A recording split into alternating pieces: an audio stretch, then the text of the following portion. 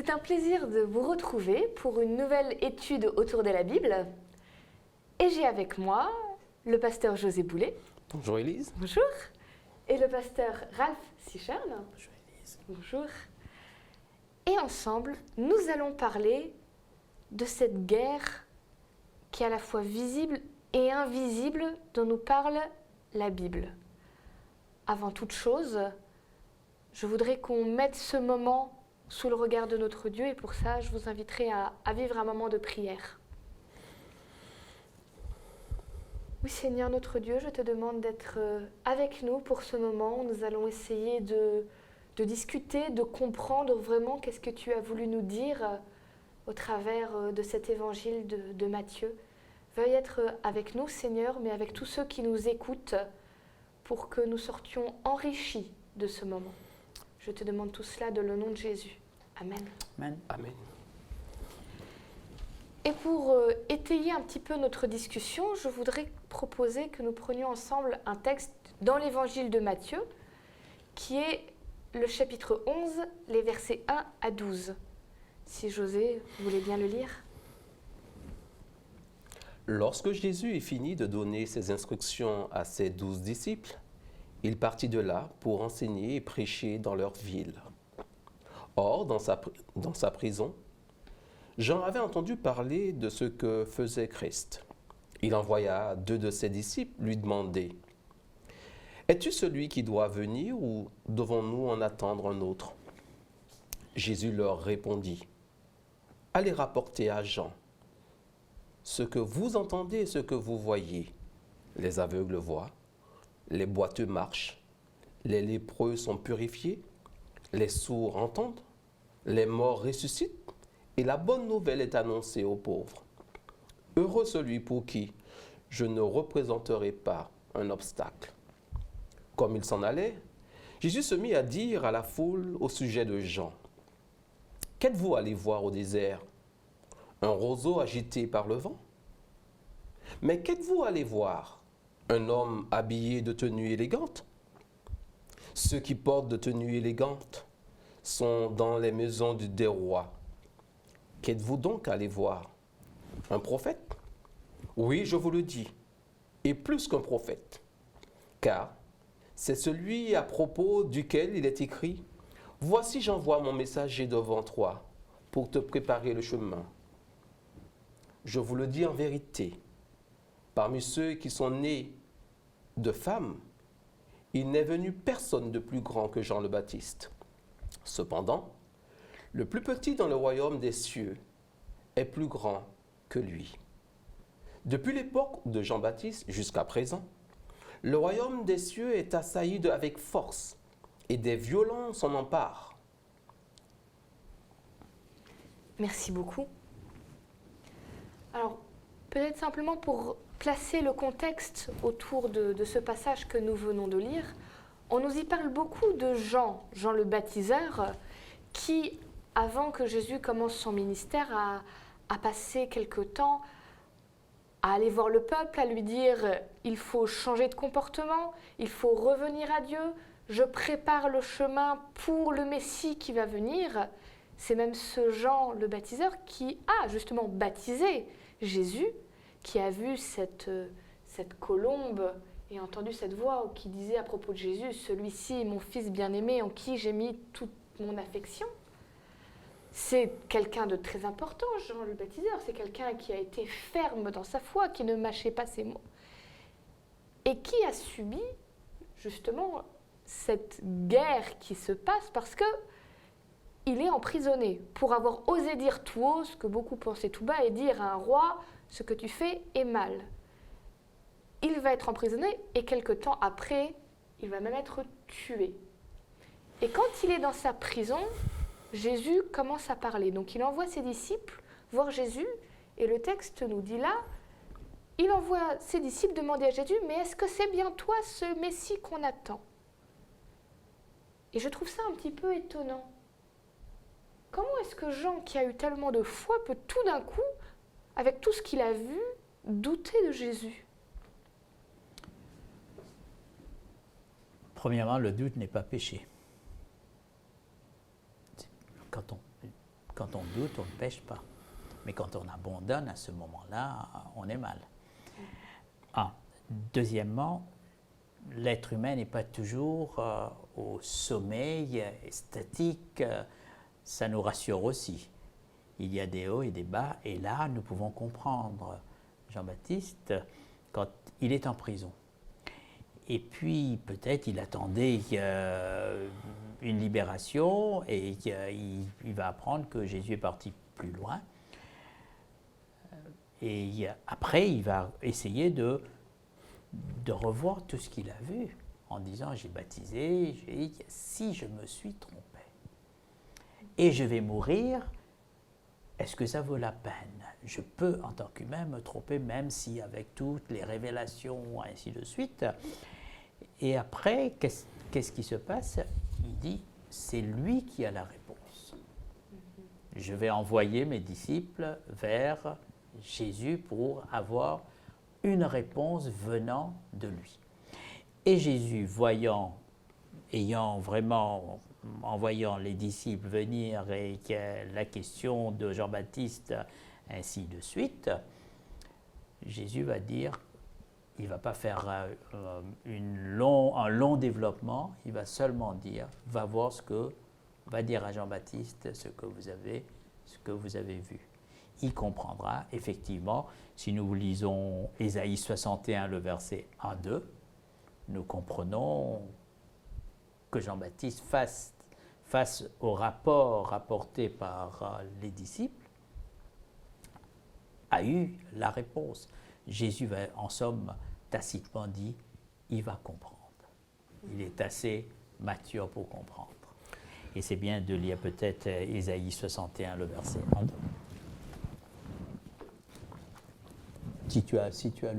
Vous avez le chapitre sous les yeux. Alors 61, quel verset? 1 et 2. Le souffle du Seigneur Dieu est sur moi, car le Seigneur m'a conféré l'onction, il m'a envoyé porter une bonne nouvelle aux pauvres, panser ceux qui ont le cœur brisé, proclamer aux captifs leur libération et aux prisonniers leur élargissement, proclamer pour le Seigneur une année de faveur et pour notre Dieu un jour de vengeance, consoler tous ceux qui sont dans le deuil. Là, nous comprenons en écoutant le rapport face à ce texte, Jean-Baptiste a eu la réponse, que vraiment il est le Messie envoyé. Alors, je pourrais parler de fantasme spirituel. Qu'est-ce que j'entends par là? On a la chance de connaître l'histoire du début à sa fin. Et on se pose la question, pourquoi Jean devait être convaincu? Parce qu'il a baptisé le Messie, il devait être convaincu. Pourquoi il va poser cette question? En tout cas, en me mettant à sa place, même si Jean s'arrête sur les prophéties, il s'arrête sur les prophéties, justement, au travers de la réponse de Jésus, Jésus va lui dire, retourne aux prophéties. Reste sur le fondement. Donc, c'est la réponse de Jésus. Mais maintenant, humainement parlant, chacun de nous pensons, et moi le premier, que puisque nous marchons avec le Seigneur, telle issue sera la finalité de ce que je vis. Celui qui est malade se dit, parce que j'ai la foi, telle issue, c'est-à-dire le Seigneur permettra la guérison. Et peut-être par la suite, lorsqu'il voit que malgré les prières, il n'est pas guéri, il va se dire, le Seigneur veut certainement permet que je reste ainsi. C'est-à-dire, on pense toujours d'une manière, d'abord humaine, pour se dire, la finalité c'est comme ça. Jean ne comprend pas, parce que si c'est bien le Messie, ça voudrait dire le royaume de cieux est là. Ça voudrait dire que c'est la fin aussi de ce monde. Enfin, on va pouvoir rentrer dans ce règne. Donc, un règne où c'est la félicité. Donc, c'est un règne qui n'a pas la mort. Donc, il ne peut pas permettre non plus que je reste là. Donc, il y a tout un doute, il y a tout un questionnement qui est là, qui est légitime. Dans mon cheminement avec Dieu, il y a des moments où je pose plein de questions. Pourquoi? Mais cela ne veut pas dire que lorsque je vois les réponses par la suite, je suis encouragé d'avoir pu garder la parole, revenir à la source. Mais c'est quelque chose d'humain parce que on veut souvent que le Saint-Esprit fasse comme nous le pensons, comme on pense être juste, alors que nous sommes simplement soumis au Saint-Esprit, sous l'autorité du Saint-Esprit. Nous sommes simplement utilisés par Dieu, avec notre accord, bien sûr, notre collaboration, et non pas le contraire. Donc, il s'attendait peut-être à autre chose. Et Jésus est en train de lui dire, tu es dans le bon, c'est bien moi. À partir de là, je pense que Jean a été apaisé, même si le déroulement des événements, il ne le comprend pas, mais il est apaisé de savoir qu'il est dans le bon. Lorsque dans l'Église, on entend beaucoup de critiques, on entend beaucoup de choses qui peuvent détruire, on peut se dire souvent, est-ce que l'Église va dans la direction que Dieu veut? Mais je crois aussi qu'il faut retourner à la Bible. L'Église du Christ est victorieuse. Il m'invite à rester avec lui, en communion avec lui. Il me dit qu'il est le vainqueur. Donc nous avons aussi des doutes, pour moi, au travers de Jean. Nous avons des doutes, comme Jean, comme Élie. Il y a parfois, on se pose la question, est-ce qu'on est dans le bon? Mais il nous invite à retourner aux sources et de lui faire confiance. Et Jean avait besoin de cela. Ce qu'on peut voir, c'est que Jean a eu plein de belles expériences et des expériences très fortes avec Dieu. Et même tout cela n'est pas une assurance, qui n'est pas un doute à un moment. Et ça n'empêche pas Jésus de faire beaucoup de compliments à propos de Jean juste après. Il va dire, il n'y a eu personne, aucun prophète aussi grand que Jean, malgré le fait qu'il ait eu des doutes. J'aime beaucoup, vous avez tous les deux dit que c'est humain de douter. Mais vous avez aussi tous les deux dit que Jean sûrement a pu trouver la paix après ce que Jésus lui a dit. Et c'est un beau message d'espérance pour chacun d'entre nous. Parce que peut-être que nous aussi, après tout, on expérimente le doute parfois. Le doute dans le sens où s'interroger, est-ce que j'ai raison? Est-ce que j'ai bien compris? Est-ce que je ne passe pas à côté d'eux? Mais j'espère qu'on peut aussi trouver cette paix-là. Peut-être il attendait qu'il y a autre chose que la prison. Et là, la solitude,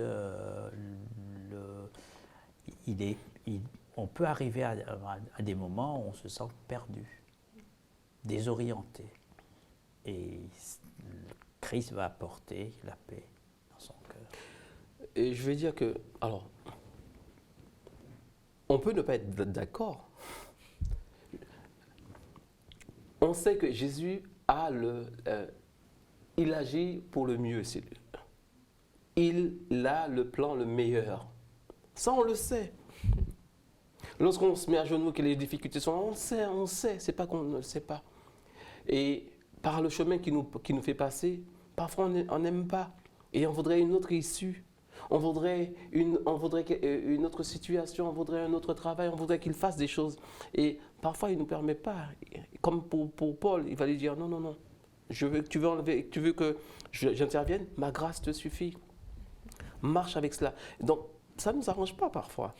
Mais parce qu'il y a cette communion et qu'on sait qu'il nous aime, ce Dieu, à ce moment-là, on baisse la garde et on avance par sa grâce. Mais ce n'est pas toujours évident. C'est pas évident. Un petit peu plus loin dans ce texte, il y a un verset qui est un petit peu mystérieux, qui n'est peut-être pas très simple à comprendre. C'est ce verset 12. Alors, il y a des versions différentes. La mienne dit « Depuis les jours de Jean le baptiseur jusqu'à présent, le royaume des cieux est soumis à la violence, et ce sont les violents qui s'en emparent. » Comment est-ce qu'on peut comprendre ce verset-là? Qu'est-ce qu'il essaye de dire? Est-ce qu'il est en train de dire que les chrétiens, ceux qui veulent le royaume de Dieu, sont appelés à être des gens violents? Alors, par rapport à ce verset, il y a beaucoup de commentaires. Il y a beaucoup de livres qui ont été écrits dessus parce que ça fait partie des versets un peu compliqués. Il y a deux axes qui reviennent par rapport à ce verset, c'est l'explication. Une explication à partir de Jean-Baptiste. Du moment qu'il a commencé son ministère jusqu'au moment où Jésus est en train de parler, on voit que, comme Jean a parlé aussi aux pharisiens, il leur a dit, race de vipères, qui vous a appris à fuir, tout cela. On sait il y a des personnes qui sont hostiles à ce royaume. Même si ce sont des personnes qui disent œuvrer pour ce royaume, mais l'expérience montre qu'il y a des personnes qui agissent contre cela. Donc il y a une partie qui pense que le royaume avance et pendant cette progression, il y a tout un domaine cosmique ou une bataille, comme le titre, dans l'invisible, où des personnes, des agents sont là pour lutter contre cela. Donc Jésus parle de cela.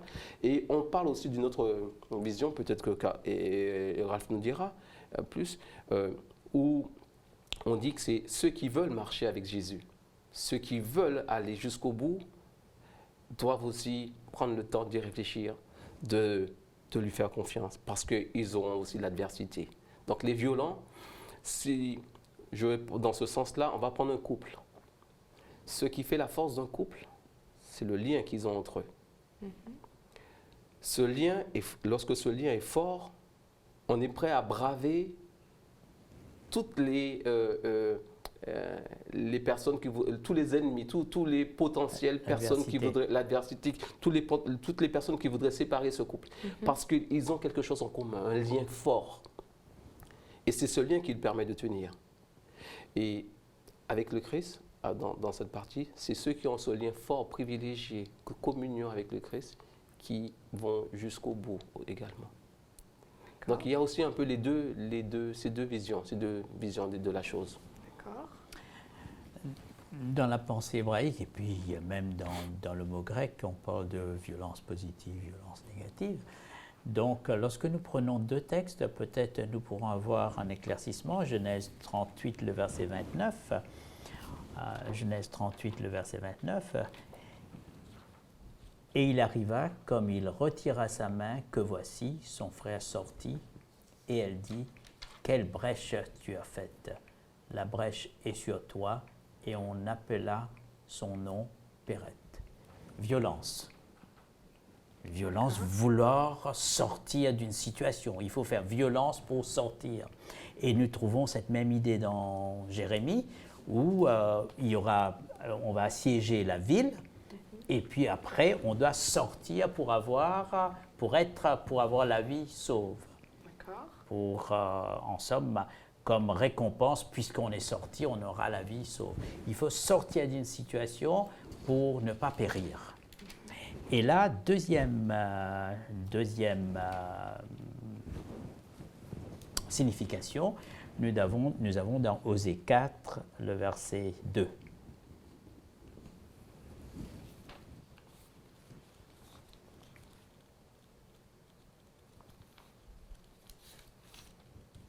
Exécration et mensonge et meurtre et vol et adultère, la violence déborde. Une autre violence, la violence déborde. Je fais violence pour sortir d'une situation, je fais violence pour sortir d'une situation où je deviens violent pour agresser, et lorsque nous voyons plus loin, dans Ruth 4, le verset 18, nous voyons que, et ce sont ici les générations de Pérette. Pérette engendra ainsi, jusqu'à, après nous voyons, et Obed engendra Isaïe, et Isaïe engendra David, Jésus, fils de David. Jésus, en somme, descendant de Pérette, avec une force de caractère. Si on n'a pas la force de caractère pour tenir bon et sortir des situations, rester ferme, ou saisir justement le vouloir, Jésus est fils parce qu'il est venu pour faire la volonté de son Père. Et pour venir pour faire la volonté de son Père, il faut se faire violence. C'est pourquoi l'Évangile nous dit « Il durcit le visage pour aller à Jérusalem. » Il n'a pas été en fredonnant. Hein. Alors, si je résume un petit peu, les deux idées qui sont assez complémentaires de ce que vous m'avez dit, c'est on peut à la fois comprendre, il y a une idée d'agression extérieure envers ceux qui veulent faire partie du royaume, ceux qui veulent suivre la voie de Dieu, qui peuvent être presque attaqués. Et en même temps, il y a cette idée de dire ceux qui veulent faire partie du royaume sont appelés à être des tenaces, à s'accrocher, presque à se faire violence à leur propre faiblesse pour tenir bon. Est-ce que j'ai bien résumé ce que vous essayez de dire? À en vouloir, à vraiment désirer comme l'idée ici, c'est pour prendre une ville, on désire vraiment créer des brèches pour pouvoir entrer et dans le royaume. En Bolivie, le prix de la grâce de Bonhoeffer, qui montre qu'on n'a pas besoin de saisir le royaume parce que le royaume nous est donné. Mais il faut en vouloir. Il n'y aura pas au ciel le sauver malgré lui. C'est tout à fait ça. Tu as bien résumé un peu la situation. Mais je voudrais mettre l'accent sur le fait d'en vouloir. Parce que parfois, on peut se dire que c'est une force de caractère qu'il faut avoir. Et ceux qui ont cette force de caractère seront les vainqueurs. Mais tous ceux qui sont les plus faibles, ceux qui n'ont pas cette force de caractère, eh bien, ils ont perdu d'avance. Ça aurait été injuste, quelque part.